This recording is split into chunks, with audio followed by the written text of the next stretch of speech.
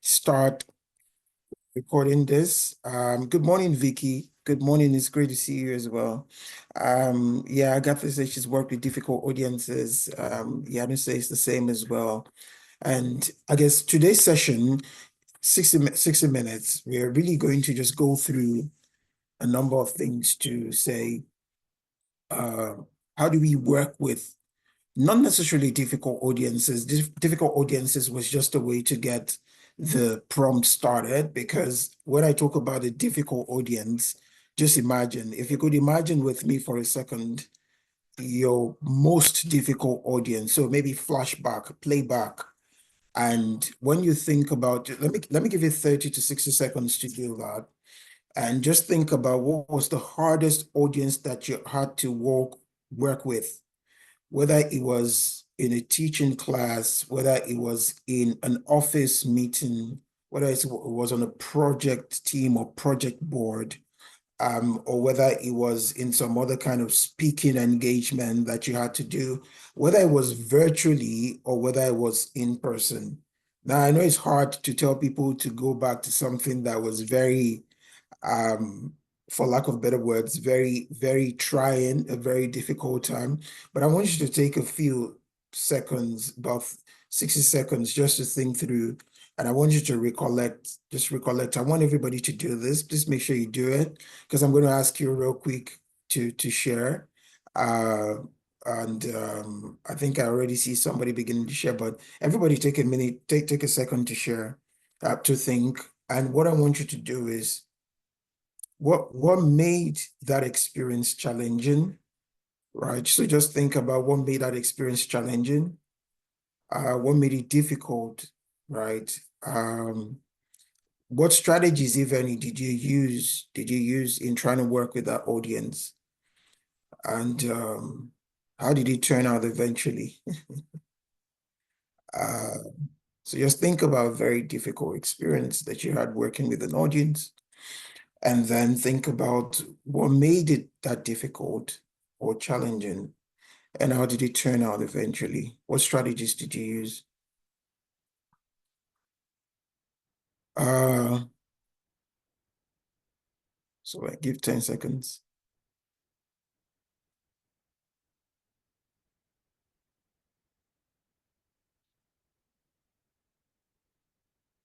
All right, so I'm gonna give you an opportunity. If anybody is ready to share, please just raise an hand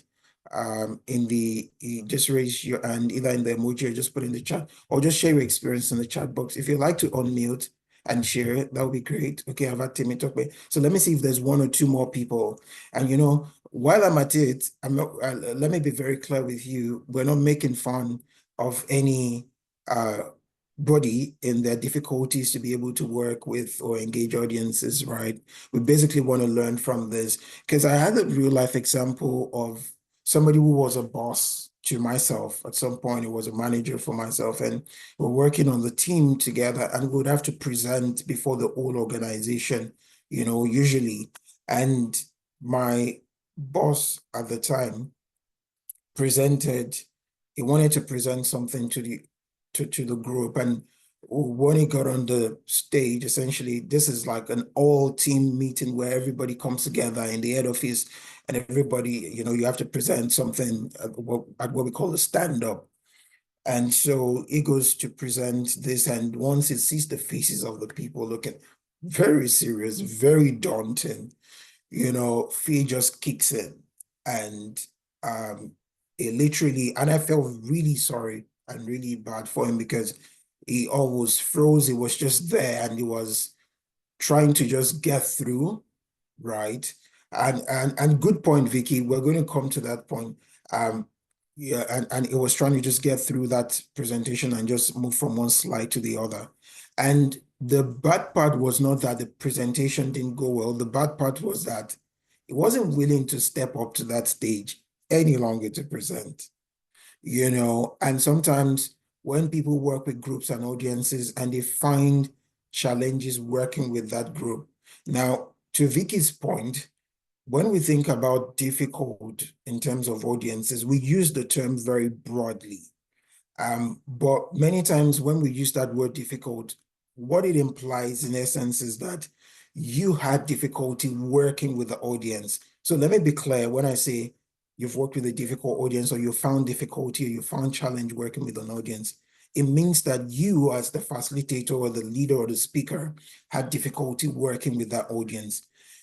At this stage, it doesn't imply that there's anything wrong with the audience, because when we think about it, we've got to draw our own circle of influence and what we call circle of concern. There's things you can do something about, and there's things you might not be able to do anything about in the immediate. So Vicky, just to be clear, we say it from the perspective of you find a difficulty working with that group or with that audience. Is that all right? Yeah. All right. I'm going to allow Temi to on mute quickly and just share what she wanted to share with us real quick about our experience. Yeah. Okay. Hello. Good morning, everyone. Good morning. Good to be here. Thank you for the strategy session. So I had the opportunity to work with this group of teenagers who were preparing for external examinations, and they didn't want to be in that engagement because it was their parents that felt that they needed it. The children didn't feel that they needed that session. And so it was very difficult at the beginning to get them. But I remember that I just decided to agree with them, and I asked them that, how many of you think that we shouldn't have this meeting? And they all raised their hands like, we shouldn't have this meeting. And it's also obvious. And I said, well, how many of you think that you should pass your exams? And then they all agreed again. And then I told them that today we would agree that even though you don't need this meeting, let's talk about tips on how to pass your exam, since we have an agreement that you should pass your exams. And that was how the whole ice was broken. But just getting that idea of agreeing with them was a bit difficult at the beginning, and then it turned out to be very good, and they didn't want to leave at the end. So thank you. Brilliant. Brilliant. That's good. There's a number of, if anybody's listening to that story, there's a number of things that are working well in that story. And we will get to them on the slides in a bit in terms of the framework. And I'll highlight it when I get there. But it's exciting actually, Tim, talk about that you got to take people who didn't want to be involved to a place where, they really now wanted to be involved, right? And you got good outcomes for that, hopefully beyond the time. And Maureen says she had to facilitate with a group of philosophers who argued every sentence she said, and the arguments were long, winding, and emotive. Tell me about it. That is one of the most difficult, especially when you get into like technocrats and people who are super skilled or super focused on the subject matter and care a lot about it. And there's multiple ways to think of that. One is just that sometimes some people want their voices to be heard. And some other times it's just that people really care about the subject matter, because sometimes people are talking so much because they want to be engaged in it, they want to be involved. But there's many reasons, right? There's another okay, Felicia is saying, well done, Timmy, nice strategy. I'm just really saying that, but there's a number of good things there. Okay. And just to get us moving forward, because I went ahead of myself. So it's good to hear. And if you have any other experiences, please keep sharing in the chat box. And then we want to, exactly like Maureen is saying, people want to outdo each other. They want to be the loudest in the room.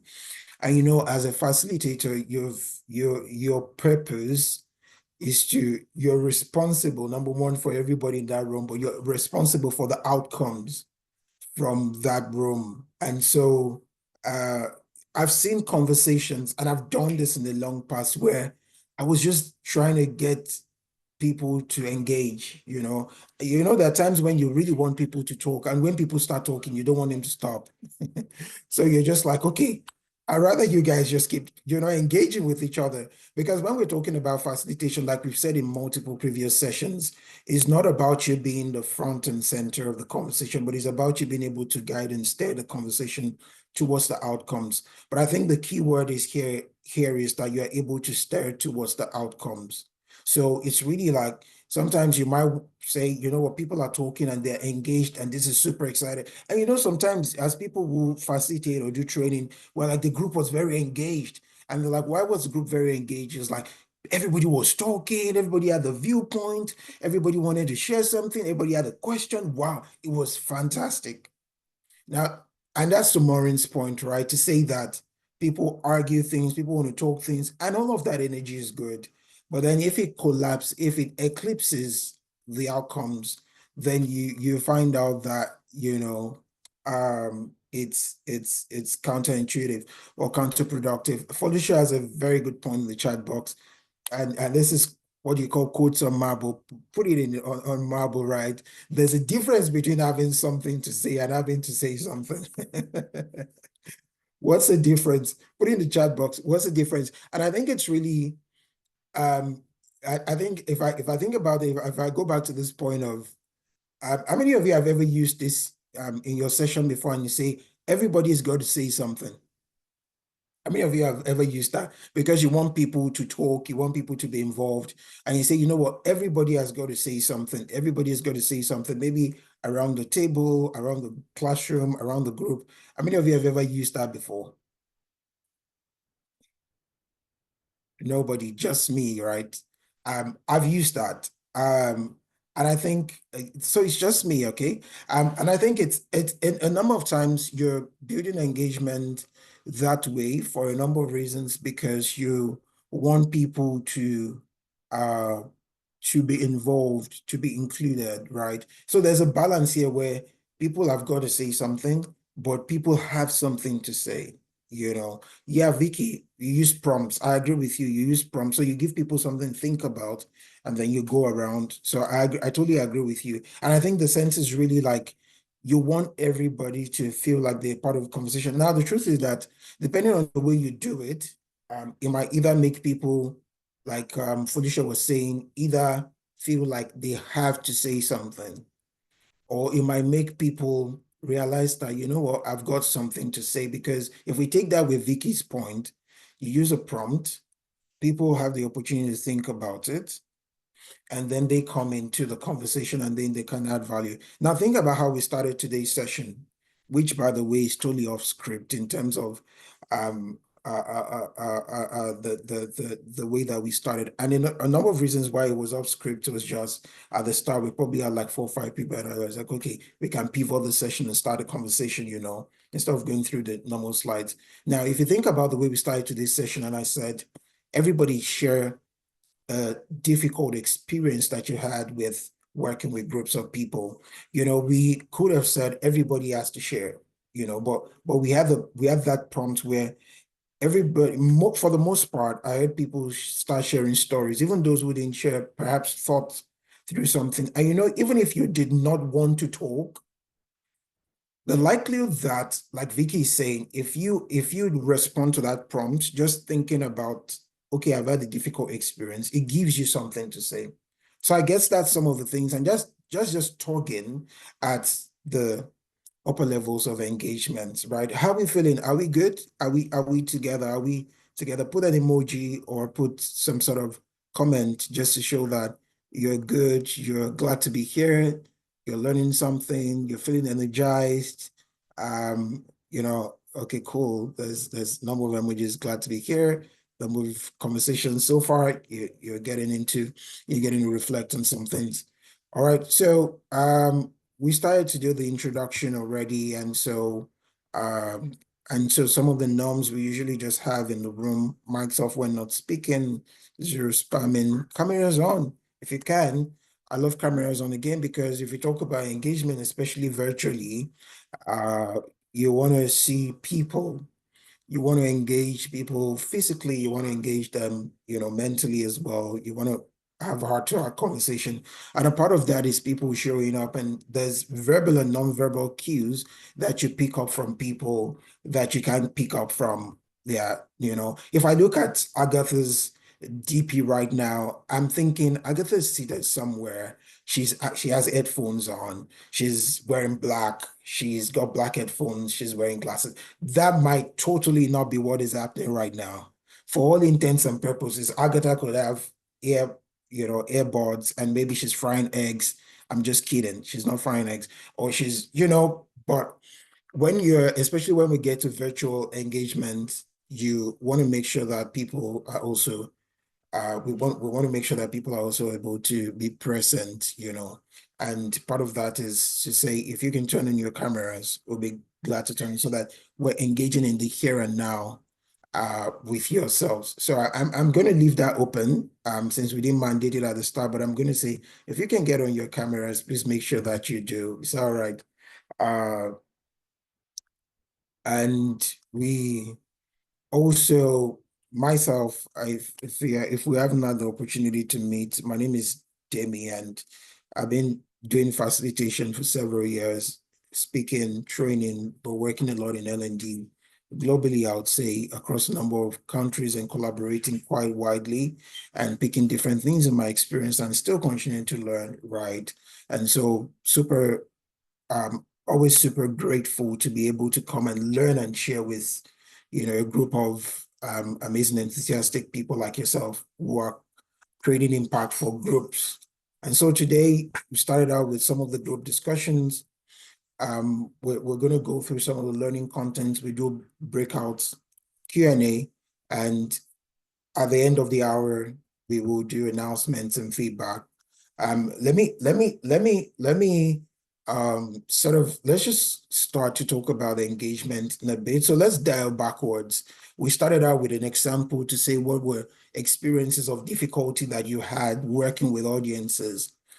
So let's hear from you right now. Let's hear from everybody. When you think about engaging audiences, what's your approach? What's your style? You know, I want you to take 30 seconds to think about it. Do you have a style? Do you have an approach that you take to keep people engaged? Do you what's your go-to? Is it certain activities? Is it certain things that you do? Is it certain things that you say? How do you engage people? What works for you and what does not work? Okay, so I'd love for you to put that in the chat box. And if somebody wants to unmute and speak, you're welcome to do that. But let's take the next 30 seconds to sort of share, okay, this is how I engage people. This is how I try to ensure that my sessions are engaging. So yeah, so please put that in the chat box. And I will just be comfortable with the awkward silence until, oh, Felicia is in. Felicia, All right. while other people are putting in the chat box, please go for it. Yeah. All right. Thank you. And good morning, everyone.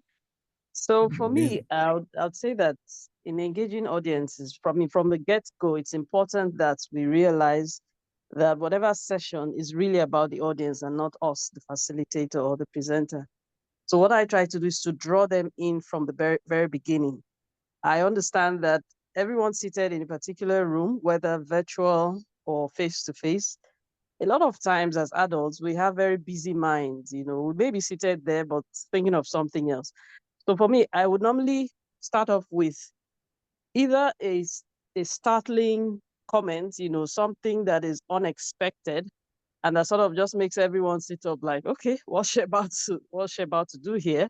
Or I throw out a reflective question, or I start off with a short story. And the story is not usually made up. It could just be something that happened on my way to the venue or a few moments before the meeting. But I would normally start off with something that is not quite what they expect, just so that I grab their attention and hopefully retain the attention the entire period till the very end.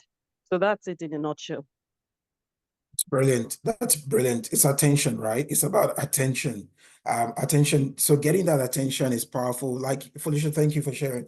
And I think if you think about attention, attention is very expensive these days, like you're saying, especially in a very distracted world where people are, you know, doing all sorts of things or having all sorts of responsibilities. That's powerful. I heard you talk about attention, but you do that by, you know, presenting a fact they weren't expecting, presenting a story that, you know, just grabs them and draws them in. And I think maybe the most important point that you made is that the conversation is about the people, is about who we're working with, and not necessarily about us on the stage, right? So it's really about creating that space. Thank you so much for sharing. Let's see more come into the chat box, and let me just read out those who have started to come in. Maureen says, what works for me is creating a safe space at the beginning, right? assuring my audience that every comment and opinion is welcome. I would also throw in a joke. If it backfires, we'll still have a good laugh at me.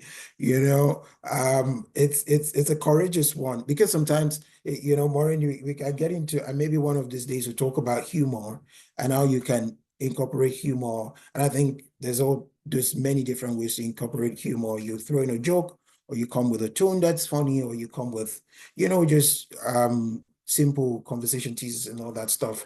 And sometimes it backfires, sometimes it works well. But I like the fact that you're talking about safe space. You're talking about assuring the audience, right, that every opinion and comment is welcome, and icebreaker activities. Now, for a facilitator, and I hope everybody's making those, because sometimes, and everybody shared good stuff so far. Felicia shares great stuff. I think Maureen shared great stuff. And, Vicky just said, I do icebreaker activities. I do assessments. I do stories, I do games, I do hands-on tasks, all related to the theme of the session, right? And that's really like you're thinking about the design now. And what's powerful is that there are two sides to look at this. There is the why you do those things, and there is the what you do. And there is the how those things help to shape the how to drive the outcomes that you expected. So if you think about the what you're doing, you're thinking about the why you're doing it, and you're thinking about the how those things. Because when you think about it, assessments engage at a level that's different from a story, right? It engages a different part of the person. Some of us who are in learning will know something about, it's quite antiquated, for lack of better words, because it's been contested, in literature and research, the VAC model of learning, where people talk about learning styles, but we like to talk about learning preferences, where you talk about people are visual, audio, read and write, and kinesthetic, and all that stuff. And really, if you're talking about hands-on tasks and games, for example, that's very like kinesthetic kinds of things. You're talking about stories, right? That is sometimes read and write and painting like a visual for people. So it's engaging. So it's really like, what are the things you're doing? Why are you doing them to engage people, and how are they actually engaging or creating the outcomes that you want to see, at what level and at what point? This is great contribution from everybody just sharing so far. Felicia says reflective questions are also powerful, right? They make the audience more present. Yeah, I guess the deeper a question, or the deeper the stakes on a question goes, the more and I think if we go back to, it was Felicia that just spoke. I was going to say, if we go back to Felicia's point about saying something that is jarring, or something that wakes people up, if I say, tell me about your most difficult experience, facilitating. Sometimes we don't want to go back to your most difficult experience, but sometimes as well, being able to go back to your most difficult experience and confront that takes you to a depth of interaction and engagement and meaning for you. And I was telling you the story about my boss, and, even though it's a very,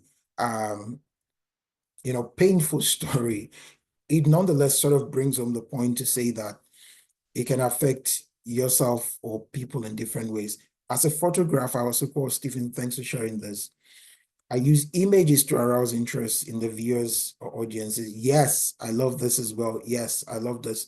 And funny thing, I used to use it a lot. I haven't used a ton recently, but I think this is powerful. I think this is powerful, and thanks for sharing this.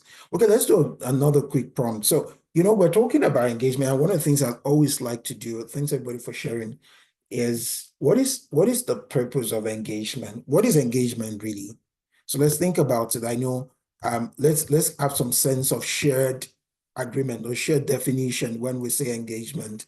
What do we mean by engagement? What does it mean to you? And what's the core purpose of it for you as a facilitator? Why are we trying to get people engaged? What is engagement? And why are we trying to get people engaged? So, again, if you take 30 seconds to think about it, and take 30 seconds, think about it. And then if anybody is ready to share, please feel free to raise up your hand, and then we can get you to share, and then we can also put in the chat box.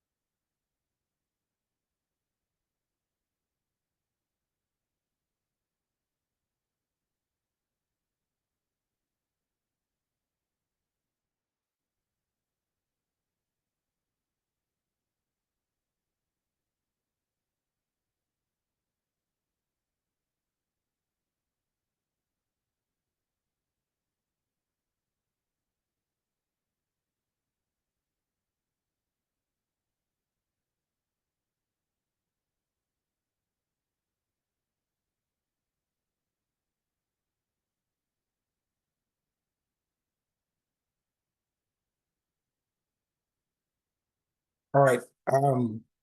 30 seconds of silence, isn't it?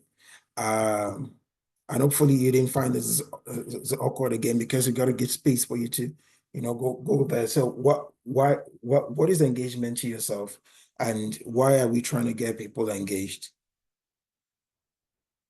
What does it really mean? Anybody who would like to share it, just put up your hand on the chat box or on mute, and then we can have other people as well put in the chat box. Maureen, please go ahead and share it. Okay, thank you. So I think we're getting people engaged because we are facilitators. So we're not giving a lecture. We are not teaching per se. We are facilitating adults. Now, if we were giving lecturers, if we were giving a lecture, we would not want anyone to be engaged, because we are lecturing. We know everything. We have all the answers. We are basically telling them everything. Because we are approaching our audience as facilitators, and we're assuming that we are facilitating an adult audience, we're not coming into the room as knowing all the answers. We're not coming into the room as the number one master of whatever topic. So we are engaging them because we believe that our audience also knows stuff that we don't know, and that we also know stuff that they don't know. So we are hoping to have a collaborative learning experience. That's why I think we need to get people engaged. Thank you. Brilliant stuff. Thanks for sharing, Maureen. Thank you for sharing. Well said. And I like one of the words, and some of the keywords. I like to pick out keywords when I'm listening to people speak, and it's really about collaboration. If you think about the fact that you are co-creating with people, in order for them to co-create with you or to co-create with them, then they've got to be on part of the journey, right? Like they've got to be going along with you, or they've got to be going along with us, right? And I think that's very powerful. I'm just picking a keyword out of what you said. And when I look at the chat box, and please feel free to keep some of the comments coming, right?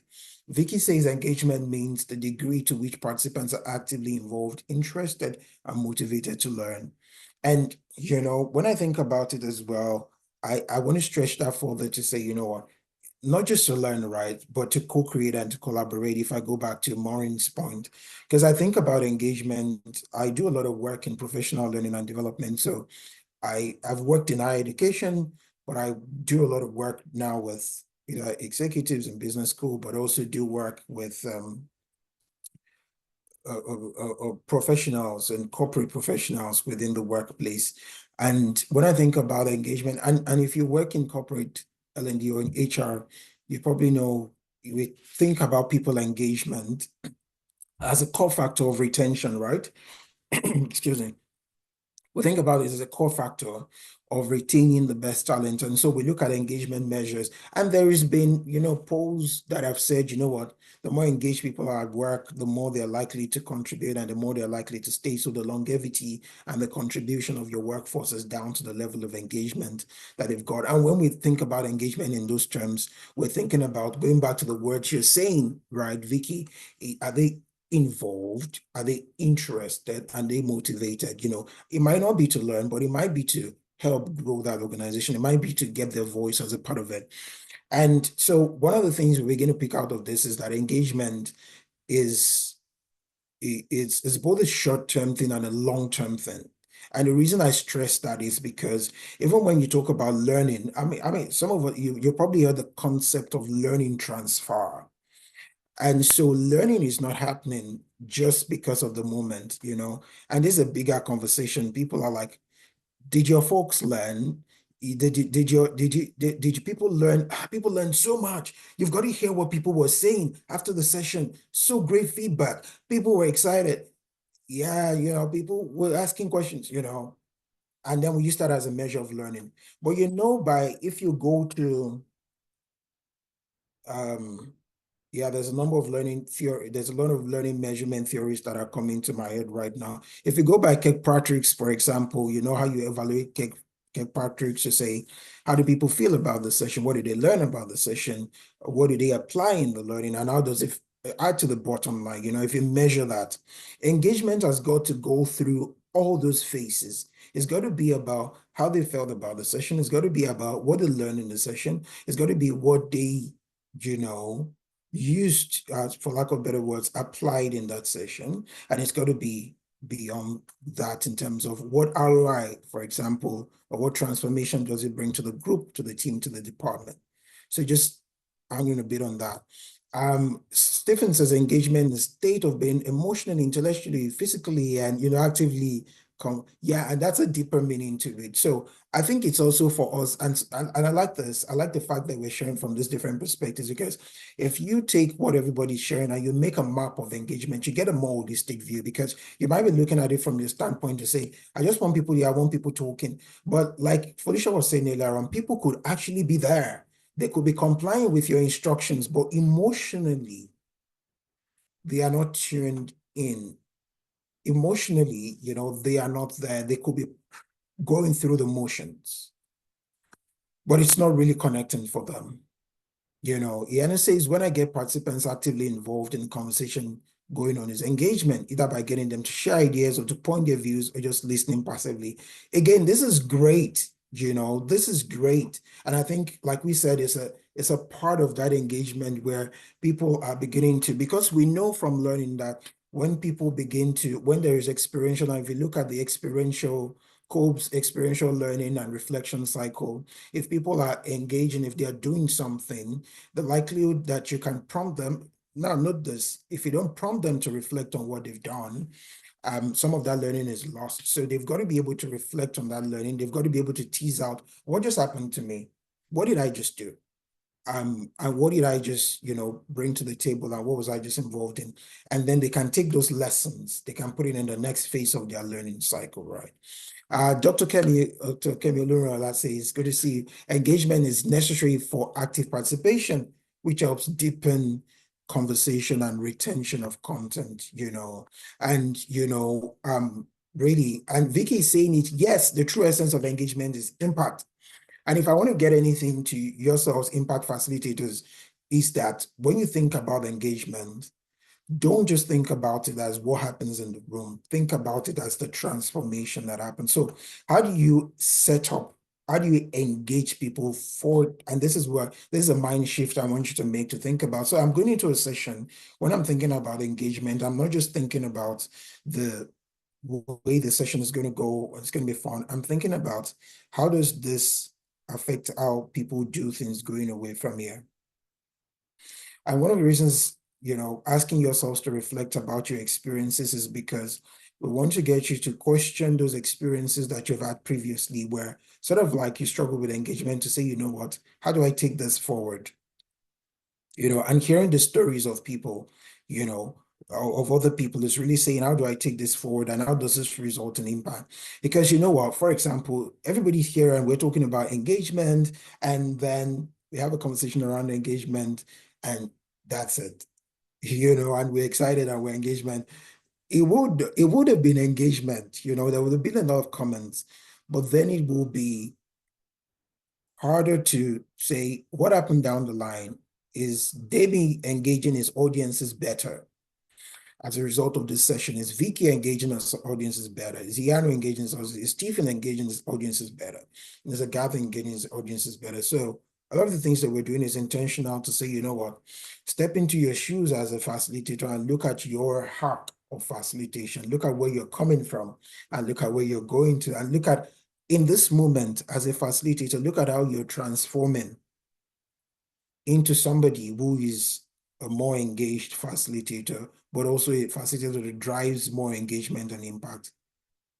So I want everybody to think about and just see yourself in this space and time, essentially picking up new engagement skills. And I want you to begin to think about the next audience that you're working with, or the next group of people that you're working with. And I want you to begin to think about, how does the engagement I have with them drive long-term impact? So what's the impact, or what's the long-term transformation they need to have? How does the engagement drive that? So that's the additional question that I'd like you to put to sort of like your engagement design. Does that make sense? Put an emoji in the chat box if this all makes sense to you, and if you're following, if this all makes sense. Yeah. Identify your audience by name help. Yeah, Vicky drifted, the laundry had to get done. The laundry wasn't going to do itself. So Vicky was just like, you know what, Let me check the washing machine, but you're like, it's like, Vicky, where are you? So I probably need to look at the names and just make sure that I'm calling everybody from time to time, but it's harder with a larger audience. So, and there's all different kinds of engagement frameworks that we could think about. And some of this, one of the ones that we would use, I'll just talk about two today as we begin to go towards the end of today's session. It's really one of them is the 3 Ps. We talk about the 3 Ps, and there's the people, there is the purpose, and then there is the process. So the purpose, the people is really going back to Felicia. Was it Felicia or was it Agatha that said in the beginning that it's not about us, it's about the people. I might be mixing names up, so please forgive me, or who said what. But it's not about us, it's about the people. And I think the second thing that we talked about, if you remember what Timmy talked about was sharing in the beginning, is that when she had that example, people were, they didn't want to learn, but when she told them, they didn't want to have the meeting, but then when she changed the purpose, when she changed the framework to say, you know what, this is about you passing your exams, there was a why for people. So it's got to be about the people, it's got to be about a why, and then there's got to be like the process, which is now, all of the things you do. If you go back to some of the notes that Vicky made around using assessments, using hands-on tasks, icebreaker activity. So you start talking about this. But imagine you do not have the people component, you do not have the purpose component, and you're just focused on the process. And I spoke about this briefly earlier when I said it's not about just what you're doing, it's how is making those people engaged, and it's the why you're doing those things. So it's got to be like the people, purpose, and process. Does this make sense? Now, just to bring flesh to some of what we've talked about. So we just talked about the 3 Ps of engagement. I wanted to also zero in on what we call the 3 pillars of engagement. And it's really about connection, right? If you think about it, there's a piece there where it's connection. There's a piece there where there's the interaction, and think about where there's the energy. And if you remember what Maureen was saying earlier on, you want to connect with people, right? Felicia said you want to grab attention. You want to create a safe space where people feel like they can be a part of the conversation. Because the conversation itself is the interaction piece, but the connection has got to happen. And some of the ways we're building these connections is we're sharing stories, we're giving examples, we're creating a space where people feel like they can contribute. You're calling in here, to Vicky's point, you're mentioning somebody's name, you're personalizing, and I usually love to get people, whatever session I do, I love to get people introducing themselves. One of the reasons is not just because it's on the agenda, it's because when somebody introduces themselves, they show up in the conversation. Have you felt, if you've ever facilitated or taught a group of people before, and the people sometimes, when we're in school, when I was in school, then we used to have what we call class, excuse me, we used to have class, I've forgotten the name, it's like class 1, class 2. So and teachers know this, there's the engaged group in the front, and then there's the side at the back that's doing all sorts of things. They're buying and selling, they're planning parties, they're disrupting, depending on the size of the class, especially if you went to classes where there was a large size, there's a large group size. It's usually like a divided classroom.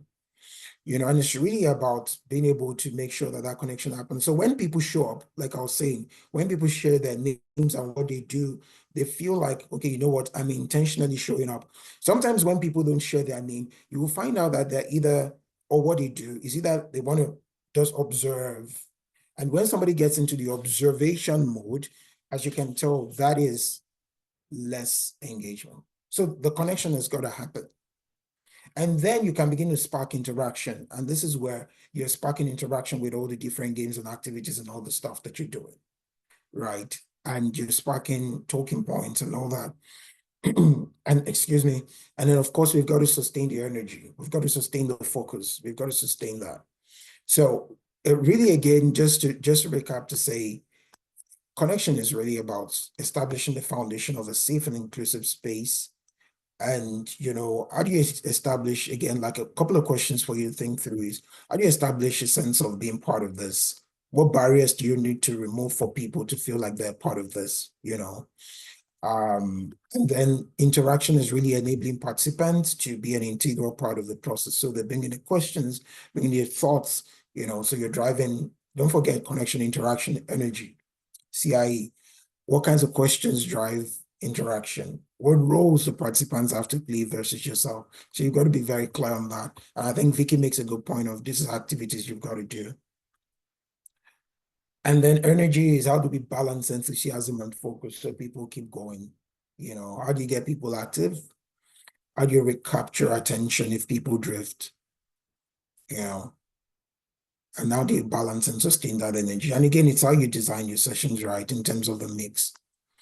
So finally, I want to say, like we've said, most of us have said this, engagement should really be people-centered, right?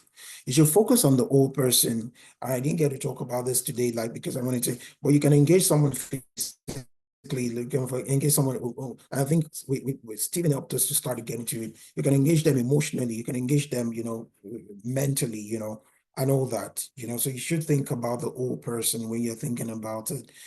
Does this activity drive people to concentrate, to think, to reflect? Because when people reflect, they go to a powerful place, which is both like a cognitive process, but it's also an emotional process, you know.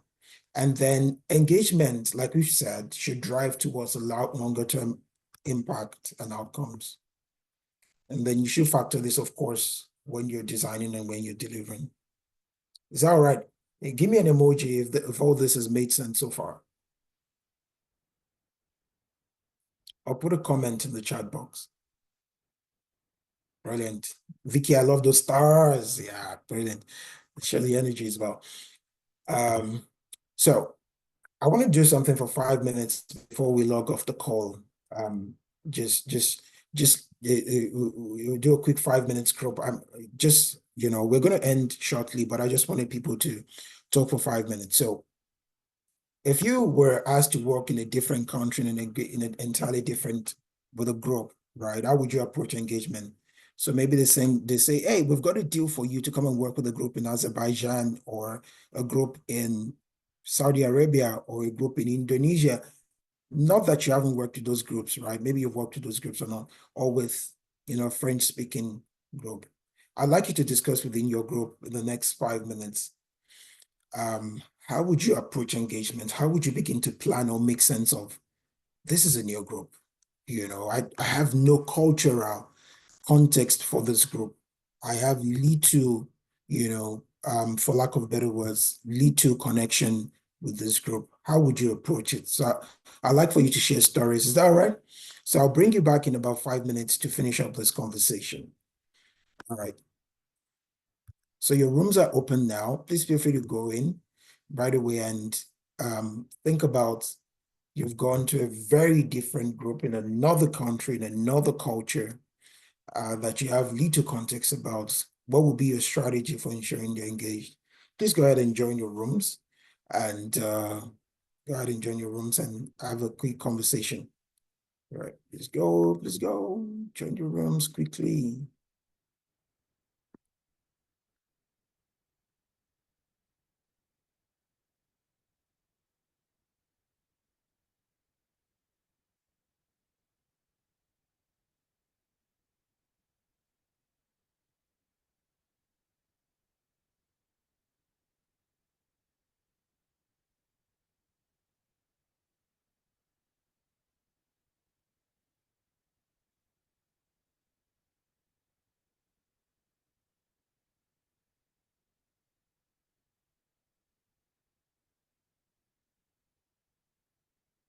Jimmy Toko, are you still with us?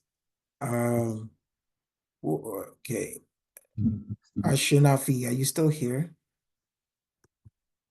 Yes. Please go ahead and join your rooms so that you can have a quick conversation.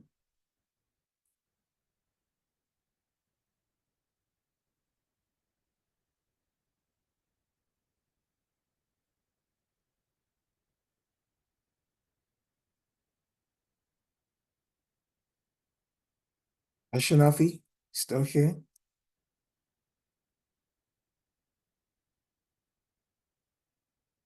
Yes. Are you able to join your room? Okay, I will join. Sorry. I was in the road. Okay.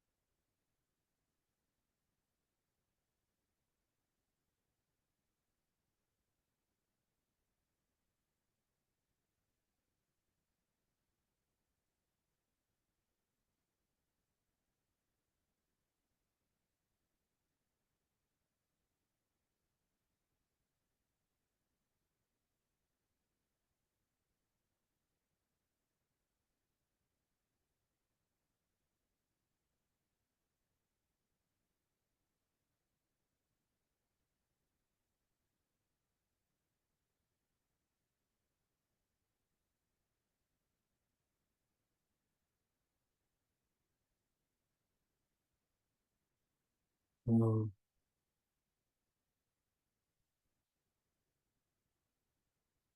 Alicia, were you in a room before or you just joined in?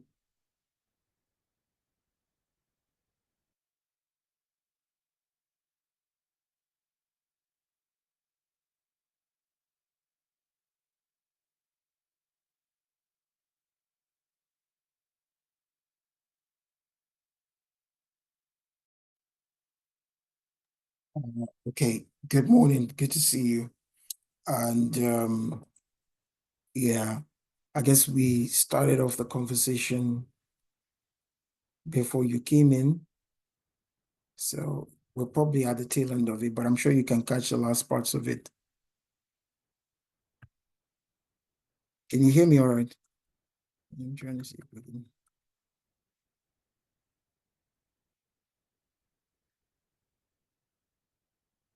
can. Alicia, where you joining from? From Ibadan, Oyo State. Okay, that's good. Good to have you joining. And you just wrap up the conversation with everybody here. Okay. Welcome back, everybody. Welcome back. Welcome back. Quick reflection.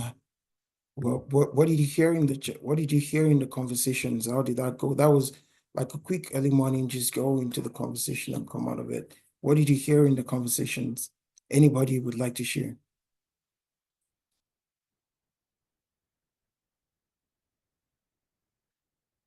Did you have a chance to discuss, to talk at all?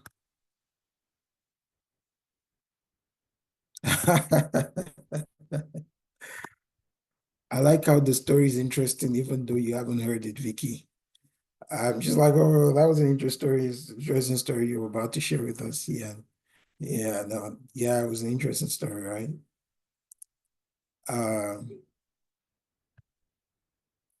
Good to hear that Stephen says we had a good discussion around Timotopes is right. Okay, we spoke about introducing a term called set induction. Hi, Demi. Can I speak? Yes, please go for it, Vicky. Yes. Okay, so I had Oluwasina and Felicia in my group, and we were just, warming up with each other. And we were talking about connection. I think the focus was connection, especially when you meet people from diverse cultures. You want to bond with them over a common language. Can you hear me? Yes, loud and clear. Okay. Okay, you want to bond over a light-hearted conversation about language, culture, food, something, fun facts, just like Felicia shared in our group. And Oluwashina was about telling us how he was working with some of his colleagues in Kigali and how midway into the conversation, he realized he was speaking to himself and he had to hit the reset button and, try to start a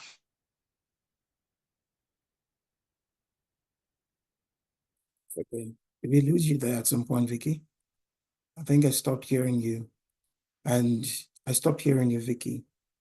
But I'm looking through the comments and there's also some good comments coming in.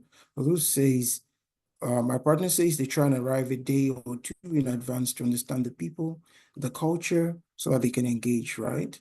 And yeah, so that you try and understand the people in the culture so that you can engage. Temitope says, we had a good discussion in our room. And, understanding people and the culture is really about making that connection happen. Stephen, if you could put more comments in the chat around what you mean by set induction, that'd be helpful. And Maureen says, getting some information about the audience before and it'd be very helpful. We also agreed with a joke at the start. A joke at the very start is not a good idea. Yeah, I mean, okay, I don't want to deep dive into that on why that is not a good idea, but please feel free to put comments in the chat box on why I think it's not a good idea, especially if it's a new audience, asking how they greet each other will help you break the ice, and I think one of the things that I'm hearing here is that if you think about it from a connection, interaction, and energy sustainment framework point of view, the first thing you've got to be thinking of is connection. It's really about making that connection. So I want you to think about everything you talked about, and maybe we're on the hour. So if you could kindly give me 5 minutes to rush through some of the announcements or to walk through some of the announcements, I would appreciate that. And then we call this, we are doing this next time. So 5 minutes, please. Is that all right? So I'm taking it that is all right. Please put an emoji. When I see one emoji or thumbs up that says you can have 5 minutes in the chat box, then I'll keep going. Please put an emoji in the chat if I can finish up in 5 minutes. Okay, brilliant. Thank you. And it's really about connection. But what I want you to think about is that whatever you've said that you're going to do, whatever you all have discussed that you're going to do with an entirely new audience in Cambodia, in Afghanistan, start to do it or continue doing it with the audiences you currently work with. Because even if you're going to get into new audiences, if you've built that muscle with your current familiar audience, then you can do it much more easily when you get into new audiences, and it feels less daunting. Sometimes if you're a teacher or if you're somebody that repeatedly sees the same audience, the likelihood is that you just get used to the audience, and sometimes you take for granted that you should also be establishing connections, you should be driving interaction, and you should be keeping energy going. So I would say keep doing it. If you've got questions, please put them in the chat box while I sort of walk through so two things, please put either a question or something that you're taking away from today in the chat box. So put something you're taking away from today in the chat box, or put a question in the chat box. Okay. So we talked a lot about engagement. I hope that that's helped either to refresh your understanding or help you to come to us new understandings, in this regard. A number of things I just wanted to put out there. One is that we are going to start, after now, we're going to start our community on Facebook as well. One, to grow the community, but also importantly to allow a lot more interaction and sharing. We want to be hearing about the amazing stuff people are doing in terms of the area of facilitation. I want to allow people to contribute. At some point, it's harder on WhatsApp because WhatsApp is just very invasive in the sense that if you're getting notifications on WhatsApp all the time, I find it a bit invasive. And that's why our WhatsApp group has always been admins only, right? Because we just want to keep the peace and quiet. But we're going to now do a Facebook group where we can have a lot more of you, and you can feel free to share a lot more about what you're doing, your strategies, your learning, in that group. Now, we've got new Impact Facilitator community volunteers who are joining us. We'll be announcing on the WhatsApp group, but I think Maureen is here. I think Timmy Tokwa is here, who are joining us, Impact Facilitator volunteers. And we call them Impact Facilitator champions because a lot of the engagement stuff we're doing community-wise, a lot of the amazing things that you begin to see a bit more, they're going to be helping to power a lot of that stuff as we build our capacity. So I want to say huge thank you to yourselves who are our new Impact Facilitator champions, right, for joining and going through the process of just being volunteers and just now coming on board. We'll formally announce that on the WhatsApp group, and then we'll go from there. Our bootcamp, our first bootcamp is coming up in February. How many people are, please put an emoji in the chat box if you're planning to participate in the bootcamp. If you're planning to participate in the bootcamp is Dan Gilbert and I, fantastic human being that I've had the opportunity to work with and professional. We're going to be taking you through 2 Saturdays of, intensive work across a number of topics, but also we're going to be providing additional coaching and support. We're going to be providing yourself with we're going to be providing yourself with the resources, including the Global Facilitator Summit, Impact Summit recordings, the actions checklist. We're going to assess one of your facilitation practices, which we would support you with setting up. You get a certificate of completion. You will get some templates that we use. You'll get all the guidebooks, you'll get your upskilling workbook, something that we've not released before, and you will get access to replays of the sessions that Dan and I do. So once you've gone to this bootcamp, you will not only be a more rounded facilitator, you will have that confidence, but you'd also have that exposure to even continue deepening your skills and the audiences that you work with. How many people are thinking of joining the bootcamp and doing an intensive session with us? Please put an emoji in the chat box if you're thinking of joining. And if you're going to think of joining, put an emoji in the chat box. Don't be shy. So this is going to be 15th of February and the 22nd of February, right? And like I said, even though we've done all these monthly sessions and try to pack as much value into it, we want to make sure that you are getting away with a rounded skill set. So, here we take topics on the left, topics on the right, but now we want to bring everything in a very rounded framework for you. in a way that gives you a toolkit or a tool set to go ahead and, just be more confident with your facilitation practice and to get even more results and create new opportunities for yourself. So Ruth says it's a good idea worth considering. I'll tell you, it's a brilliant idea worth investing in. I'd like to see more people comment. So if you're thinking about it, if you've got questions, please feel free to DM. What value does this add to me? What else can I do? And all that stuff. And how can this help me? So more than happy to answer your questions. And registrations have started. And it's at a discounted price of only $49.99 right now. And it goes up back to $69.99. Of course, we're starting this first frame at at that price point. And you can pay in 2 installments if you're registering. That's a good thing. And if you want to pay in your currency, I've had people ask about, different currency like Naira, for example, and we can talk about the conversion and the amount and can make the payment available. So just DM or reply to an email and we'll follow up with you. Is that all right? So I'm looking forward to seeing yourselves in the boot camp. Please again, when on the group, when we announce our new Impact Facilitator community volunteers, please make them welcome. And looking forward to engaging with all of you in one way or the other continually. Thank you all for coming to today's monthly community call. I hope that you found it valuable for yourself. And with that, if there are no comments or questions in the chat box, we can call it a Saturday. Okay. Thank you very much, everyone. Hope you have a good Saturday. And if you know people who need to attend the boot camp, please go ahead and share with them. Encourage people to join the boot camp. Make sure they join the boot camp.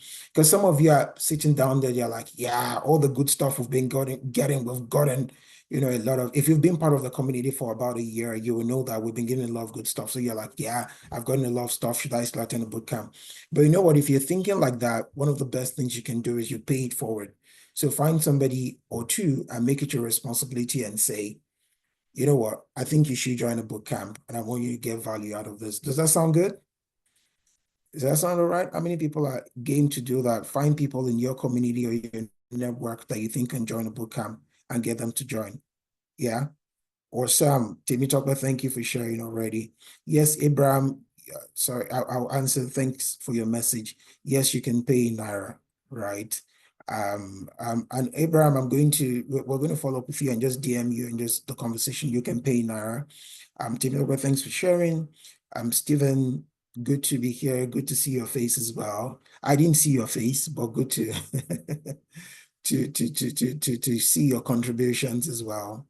And if you are going to make sure people are going to join, just put an emoji in the chat box. You're going to tell people about the boot camp.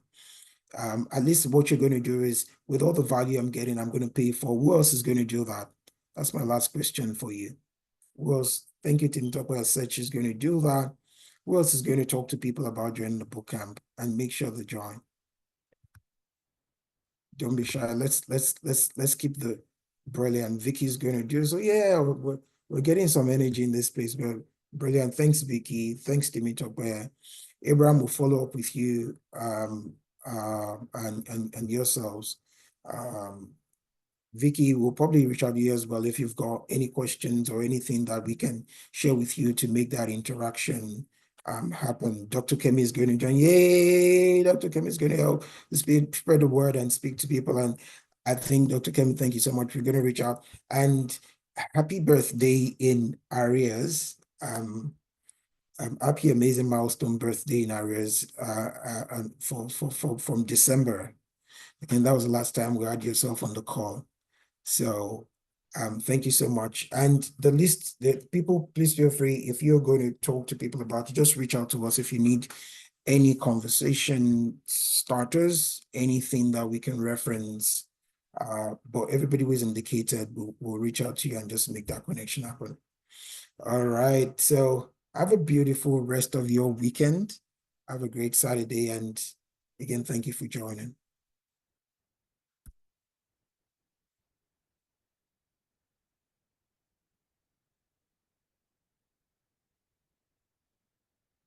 Thank you.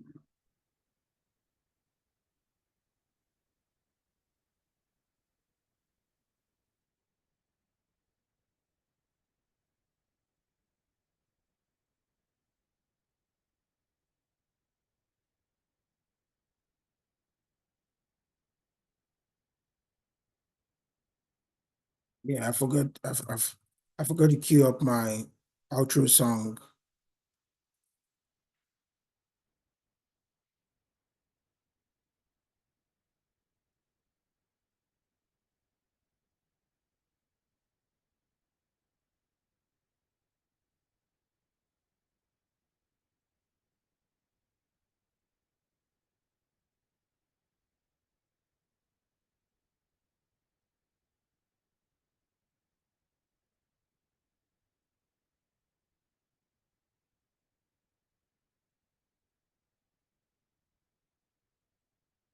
Sunshine, she